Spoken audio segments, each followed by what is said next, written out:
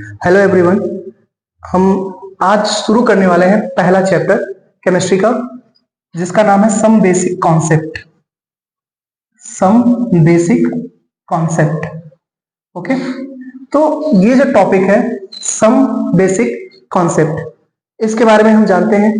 Chemistry actually में मैंने देखा है, बच्चे कहते हैं कि केमिस्ट्री बहुत हार्ड सब्जेक्ट है, बट मैं आपको जीरो से पढ़ाना चालू कर रहा हूं केमिस्ट्री, और मैं ये कोशिश करूंगा कि केमिस्ट्री आपको हार्ड ना लगे, इसलिए मैं शुरू से शुरू कर रहा हूं। और अगर आप मेरे वीडियो के साथ रेगुलर बने रहें तो आपको भी केमिस्ट्री हार्ड नहीं लगेगी। ठीक है, तो जानते हैं सम बेसिक कॉन्सेप्ट। केमिस्ट्री आप, मुझे लगता है कि आप साइंस पढ़ रहे थे शुरू में, 6th-7th में साइंस पढ़ा आपने, फिर आपको 9th में केमिस्ट्री थोड़ा सा टॉपिक के रूप में मिला। उसके बाद आप 11th में जब आप आ रहे हैं तो वहां पे आपको केमिस्ट्री पूरा एक प्रॉपर बुक के रूप में मिल रही है अलग से। 9th-10th में केमिस्ट्री साइंस के अंदर ही पढ़ी जा रही थी। तो हम चलते हैं, समझते हैं कि क्या चीज है केमिस्ट्री। तो केमिस्ट्री टफ क्यों मानी जा रही, क्यों हो रही है, मैं भी देखना चाहता हूँ कि केमिस्ट्री क्यों इतनी टफ आप लोग समझ रहे हैं। तो सबसे पहले सम बेसिक कॉन्सेप्ट पे चलते हैं। ठीक है, तो सबसे पहले जान लेते हैं केमिस्ट्री क्या चीज है, केमिस्ट्री किसे कहते हैं। तो केमिस्ट्री साइंस का वो पार्ट है जिसके अंदर हम लोग पढ़ते हैं केमिकल कंपोजिशन, किसी भी मैटर के बारे में पढ़ते हैं, उसके कंपोजिशन के बारे में पढ़ते हैं, उसकी प्रॉपर्टीज को पढ़ते हैं। जो साइंस का ऐसा ब्रांच जिसके अंदर हम किसी मैटर की केमिकल प्रॉपर्टी, फिजिकल प्रॉपर्टी को पढ़ते हैं, वो है केमिस्ट्री। तो हमने ये जाना, अब हम अपना टॉपिक जानते हैं मैटर क्या चीज होता है, जिसे हम हिंदी में कहते हैं द्रव्य। मैटर यानी कि द्रव्य। ठीक है, मैटर क्या चीज होता है, यहां से ये टॉपिक आपने पहले पढ़ रखा है 9th में, बट स्टिल हम एक रिवीजन देते हैं आपको। आगे के लेक्चर में हम आपको और भी अच्छे से चीजें समझाएंगे और एक्सप्लेन करेंगे, बट ये एक तरीके का रिवीजन है आपका 9th-10th का। ओके, 9th-10th में आपने ये चीजें पढ़ रखी हैं। तो मैटर क्या चीज होता है, तो मैटर के बारे में जब आप पढ़ते हैं तो मैटर के बारे में हम ये कहते हैं anything that have some definite mass and occupy some place. Okay, anything that have some definite mass and occupy some place is called matter. Okay, तो मैटर क्या है, मैटर कुछ भी हो सकता है, कोई भी ऐसा चीज जिसका अपना एक मास है, जो कोई प्लेस ऑक्यूपाई कर रही है, लाइक दिस मार्कर। ओके, ये मार्कर एग्जिस्ट करती है, इसका कुछ मास है, जो भी मास हो, उसके अलावा ये कुछ प्लेस ऑक्यूपाई कर रही है। आप भी एक मैटर है क्योंकि आप एक प्लेस ऑक्यूपाई कर रहे हैं।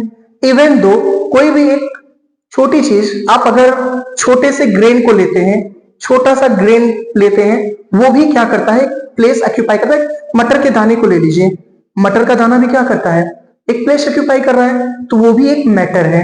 ओके, तो हम समझ गए कि मैटर क्या चीज होती है।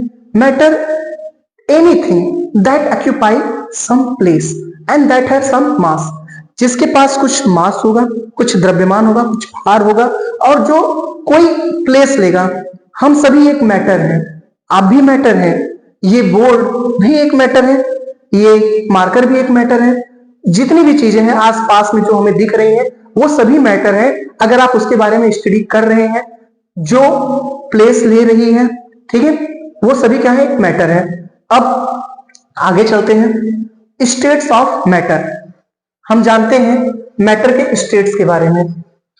मैटर के कितने स्टेट्स होते हैं, मैं इसको मिटा दे रहा हूं, इरेज कर देता हूं, और अब जानते हैं स्टेट्स ऑफ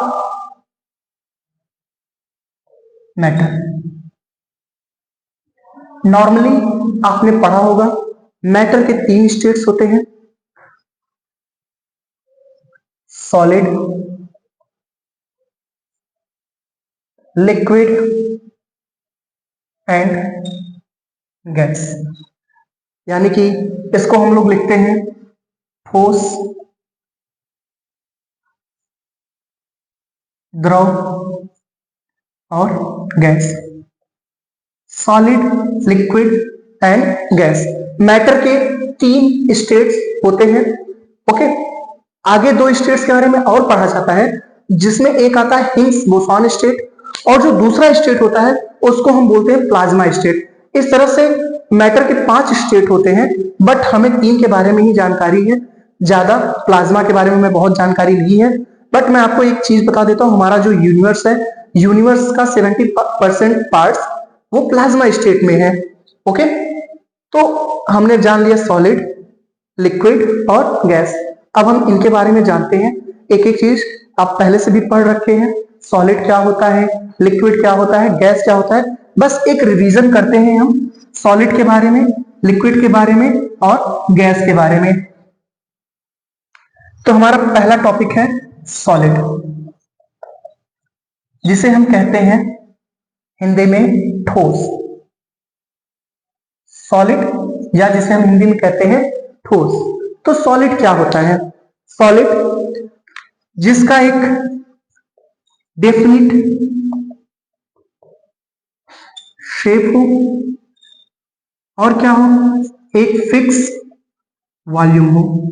डेफिनिट शेप होना चाहिए और फिक्स वॉल्यूम होना चाहिए। दैट मीन्स ये मार्कर है, इसका फेस, जो इसका शेप है, जो इसका आकार है, ये फिक्स है, ये चेंज नहीं होगा। और जो इसका वॉल्यूम है, अगर इसका हम वॉल्यूम निकालें, अब ये वॉल्यूम, ये मार्कर कैसा है?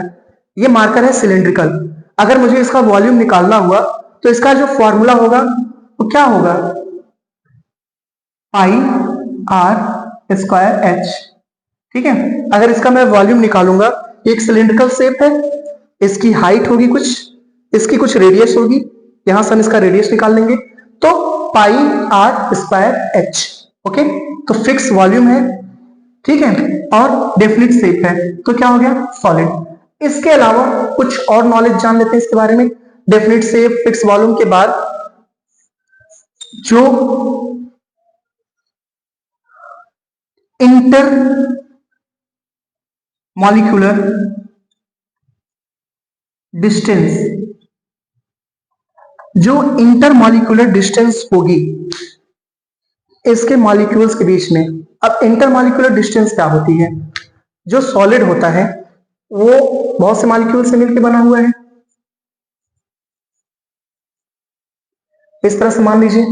तो ये जो 2 मॉलिक्यूल्स के बीच में जो डिस्टेंस है, इस मॉलिक्यूल और इस मॉलिक्यूल के बीच की ये जो डिस्टेंस है, इसी को हम बोलते हैं इंटर मॉलिक्यूलर डिस्टेंस।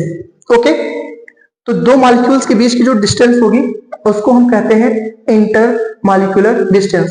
तो जो सॉलिड होगा, सॉलिड में इंटर मॉलिक्यूलर डिस्टेंस वो क्या होगी? वो कम होगी। आगे चलते हैं, इनके बीच में, जैसा कि आपने पढ़ा था ग्रेविटेशन में, वहां पे ये पढ़ा था कि एक मॉलिक्यूल दूसरे मॉलिक्यूल को अट्रैक्ट करता है, तो इनके बीच में डिस्टेंस कम है, तो इनके बीच में जो अट्रैक्शन फोर्स होगा वो बहुत हाई होगा, क्योंकि हम ये जानते हैं F is inversely proportional to r square. यानी कि डिस्टेंस जितनी कम होगी फोर्स उतना ज्यादा होगा, डिस्टेंस जितना ज्यादा होगा फोर्स उतना कम होगा। ओके, तो इंटरमॉलिक्यूलर डिस्टेंस कम होगी, इनके बीच में इंटरमॉलिक्यूलर अट्रैक्शन फोर्स ज्यादा होगा, इसलिए ये मॉलिक्यूल एक दूसरे को पकड़ के रखते हैं। ठीक है, अगर एक मॉलिक्यूल मूव करना चाहे तो दूसरा मॉलिक्यूल क्या करेगा? उसको पकड़ लेगा, बोलेगा भाई कहां जा रहे हो, रुको यहीं पे। तो ये मॉलिक्यूल, मान लो कि ये एक मॉलिक्यूल है, इसकी इच्छा हो रही है कि मैं जाना चाह रहा हूं, ये निकलना चाहे तो क्या करेगा? ये जो इसका inter molecular force of attraction होगा, अंतर आणविक आकर्षण बल, वो इसको जाने नहीं देगा। ये मॉलिक्यूल और ये मॉलिक्यूल, ये दोनों इसको पकड़ लेंगे, इसको जाने देंगे, क्योंकि इनके बीच की डिस्टेंस कम है, तो इंटर मॉलिक्यूलर डिस्टेंस हाई होगी। और जब इंटर मॉलिक्यूलर डिस्टेंस हाई होगी तो ये फिक्स रहेंगे, मूव नहीं कर पाएंगे। ठीक है, आगे चलते हैं। अगला हम जो जानते हैं अगले स्टेट्स के बारे में, वो है लिक्विड। तो लिक्विड क्या होता है? लिक्विड को हम द्रव कहते हैं, द्रव्य नहीं, द्रव। कुछ लोग द्रव्य और द्रव में कंफ्यूज हो सकते हैं, तो आप प्लीज कंफ्यूज मत होइए। द्रव को हम लिक्विड बोलते हैं और द्रव्य को हम मैटर बोलते हैं।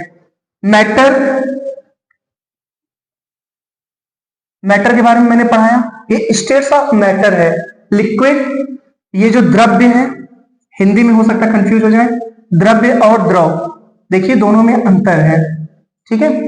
द्रव्य और द्रव में क्या अंतर है?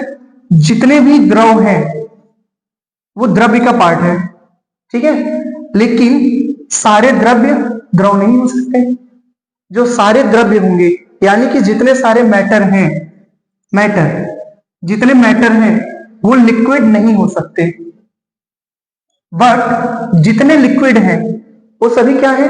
मैटर है। आगे चलते हैं। लिक्विड के बारे में हम जानते हैं तो आपने देखा होगा पानी, आपके यहाँ वाटर, मिल्क, ये सभी लिक्विड के एक अच्छे एग्जाम्पल हैं। देखते हैं हम कैसे। तो लिक्विड में क्या होता है?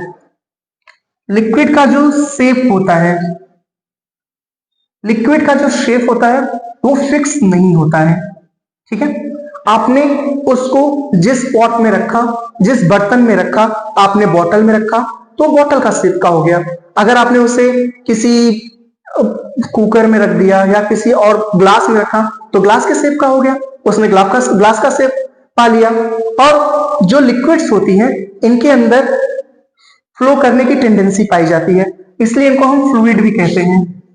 फ्लूइड, जिनमें फ्री फ्लो की टेंडेंसी पाई जाती है, अगर आप इन्हें छोड़ दीजिए तो ये फ्लो करने लग जाए, तो इसको हम फ्लूइड भी कहते हैं। तो लिक्विड का जो शेप होगा वो फिक्स नहीं होगा, बट जो लिक्विड का जो वॉल्यूम होगा, वॉल्यूम वो फिक्स होगा, फिक्स नहीं है। और जो वॉल्यूम है वो क्या है? फिक्स होगा। यानी कि अगर कोई लिक्विड आपने लिया, आप 1 लीटर दूध लेते हैं, आप जिस बर्तन में 1 लीटर दूध लेते हैं, अगर उसको किसी दूसरे बर्तन में ट्रांसफर करेंगे, वहां भी वो दूध क्या रहेगा? 1 लीटर रहेगा। चेंज तो नहीं हो जाएगा कि आपने 1 लीटर दूध लिया, आपने दूसरे बर्तन में डाला तो वो 2 लीटर हो गया, ये तो पॉसिबल नहीं है।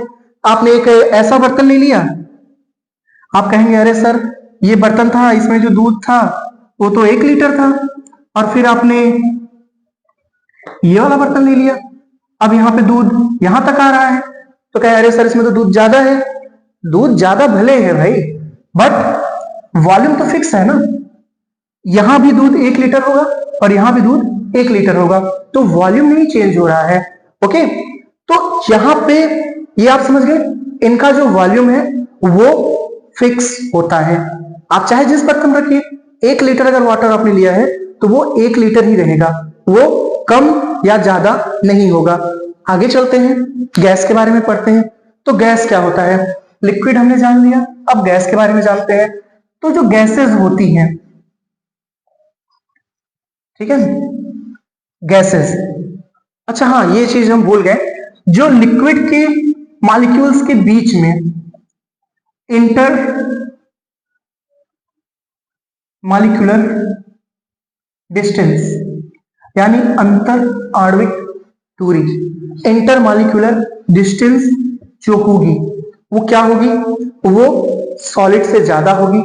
ओके, इसी की वजह से इनमें फ्लो होता है। अगर डिस्टेंस ज्यादा है तो जो इनके मॉलिक्यूल के बीच में फोर्स ऑफ अट्रैक्शन है, फोर्स ऑफ अट्रैक्शन है, वो क्या होगा? कम होगा। पहले से ही जान रहे हैं, F is directly proportional to 1/r², ठीक है। तो इंटरमॉलिक्यूलर डिस्टेंस ज्यादा है तो मॉलिक्यूल्स के बीच में लगने वाला अट्रैक्शन फोर्स जो होगा वो कम होगा। ओके, आगे चलते हैं। अब हमारे पास थर्ड टॉपिक आता है गैस। लिक्विड हम जान गए, अब हम गैस के बारे में जानते हैं कुछ। गैसेस, गैसेस आपके आसपास में भी हैं, आप सांस ले रहे हैं, सांस जब आप लेते हैं तो ये भी जो गैसेस, ये भी गैसेस हैं, इसमें नाइट्रोजन है, ऑक्सीजन है, ये भी है। ओके, कम अमाउंट में है, वाटर भी है। हम क्या कर रहे हैं, हाइड्रोजन ऑक्सीजन लेते हैं, ठीक है। तो बहुत सी गैसेस पाई जाती है हमारे आसपास में है, बट हम ऑक्सीजन ले रहे हैं। आपको पता होगा कि सबसे ज्यादा अमाउंट में क्या पाया जाता है, नाइट्रोजन। ऑक्सीजन 21% पाया जाता है एटमॉस्फेयर में, और नाइट्रोजन कितना होता है, अप्रोक्स 78%। और इस 1% में अदर गैसेस होती है, ठीक है, जिससे मिलकर के हमारा एटमॉस्फेयर बना हुआ है। तो गैसेस क्या होती है, गैसेस का जो वॉल्यूम होता है एंड जो शेप होता है, दोनों ही फिक्स नहीं होते हैं, फिक्स नहीं होते हैं। ओके, गैसेस के ना वॉल्यूम फिक्स होते हैं ना शेप फिक्स होते हैं। हम गैसेस को कंप्रेस करके इनका वॉल्यूम घटा सकते हैं, और जब इनको हम कंप्रेशन करते हैं तो इनका वॉल्यूम घट जाता है। ओके, आगे चलते हैं। अब जब गैसेस के बीच की जो मॉलिक्यूल्स होते हैं, जब आप काइनेटिक थ्योरी ऑफ गैसेस पढ़ेंगे, जो कि बाद में फॉल्स भी हो गई थी, जब आपको मैं एक टॉपिक पढ़ाऊंगा गैसियस स्टेट करके है, वहां पे जब आप गैस के बारे में पढ़ेंगे तो आपको वहां काइनेटिक थ्योरी ऑफ गैसेस बताई जाएगी। वहां यह बताया जाएगा कि जो गैस के मॉलिक्यूल होते हैं वो बहुत दूर दूर रहते हैं, उनके बीच में बहुत डिस्टेंस होती है, और इतनी डिस्टेंस होने के कारण उनके जो मॉलिक्यूल होते हैं उनमें फ्री फॉलिंग पाई जाती है, वो भी फ्रीली फ्लो कर सकते हैं, और उनके बीच में लगने वाला जो फोर्स ऑफ अट्रैक्शन होगा वो क्या होगा, लो होगा। ओके, जो फोर्स ऑफ अट्रैक्शन वो नहीं होता है, ऐसा उन्होंने कहा, बट फोर्स ऑफ अट्रैक्शन होता है लेकिन बहुत कम होता है।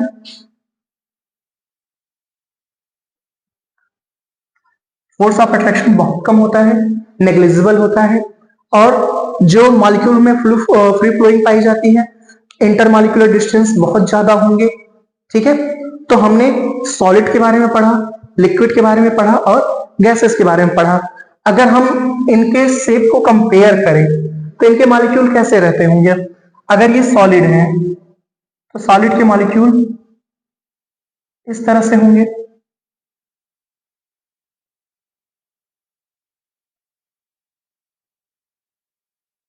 इस तरह से सॉलिड के मॉलिक्यूल होंगे।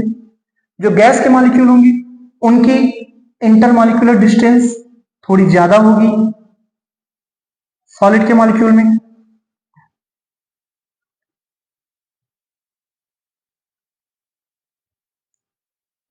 ठीक है।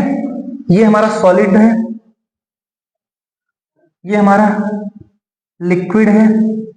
और अगर हमने गैस लिया, मान लीजिए इसमें हमने गैस भर दिया, तो गैस के मॉलिक्यूल के बीच में इंटरमॉलिक्यूलर डिस्टेंस काफी ज्यादा होगी, इसलिए तो मैंने इसको पैक करके रखा है। लिक्विड को मैंने पैक नहीं किया, सॉलिड को तो मैंने ऐसे ही रख दिया, इसमें कोई दिक्कत नहीं हुई। लेकिन गैसेस को पैक करके रखना पड़ा, क्यों, क्योंकि जैसे हमने इनको छोड़ा, इनके बीच में कोई न्यूक्लियर वो अट्रैक्शन फोर्स है नहीं, ये ऊपर से उड़ जाएंगे खुला हुआ तो, ठीक है। तो हमने सॉलिड, लिक्विड और गैस तीन टॉपिक पढ़ लिए स्टेट्स ऑफ मैटर में। ओके, अब हम मैटर का क्लासिफिकेशन करते हैं। जब मैटर का हम क्लासिफिकेशन करते हैं तो उसको उसका बेस जो होता है, मैटर के क्लासिफिकेशन का जो बेस होगा,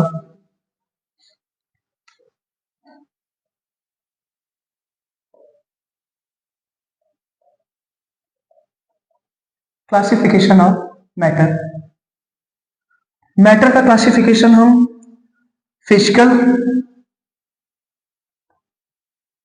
फिजिकल क्लासिफिकेशन, और दूसरा है केमिकल क्लासिफिकेशन। एक है फिजिकल क्लासिफिकेशन और दूसरा है केमिकल क्लासिफिकेशन। तो फिजिकल क्लासिफिकेशन में हमने सॉलिड, लिक्विड और गैस लिया। और जो केमिकल क्लासिफिकेशन होता है, केमिकल क्लासिफिकेशन उनकी केमिकल प्रॉपर्टी के बेस पर होती है। अब ये केमिकल क्लासिफिकेशन दो तरीके से की जाती है, प्योर और दूसरा होता है मिक्सचर, प्योर एंड मिक्सचर। ये हमने पढ़ लिया है, ये हमें पढ़ना है, प्योर और मिक्सचर क्लासिफिकेशन हम कैसे करते हैं। चलिए आगे बढ़ते हैं। तो केमिकल क्लासिफिकेशन ये मिटा देते हैं।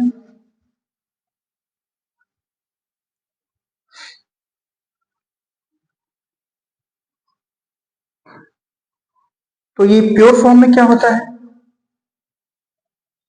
प्योर और मिक्सचर।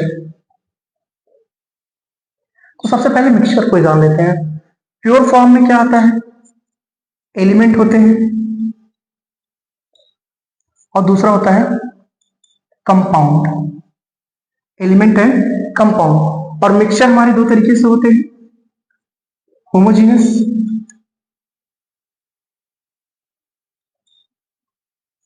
और हेट्रोजीनस। ठीक है, इसके बारे में हम अपने नेक्स्ट टॉपिक में पढ़ेंगे। अगर आपको मेरा ये टॉपिक समझ में आया हो तो आप प्लीज मेरे चैनल को लाइक करिए, शेयर करिए, सब्सक्राइब करिए और अपने दोस्तों तक पहुंचाइए अगर आपको कुछ भी इंपॉर्टेंट मिल रहा हो। Thank you so much.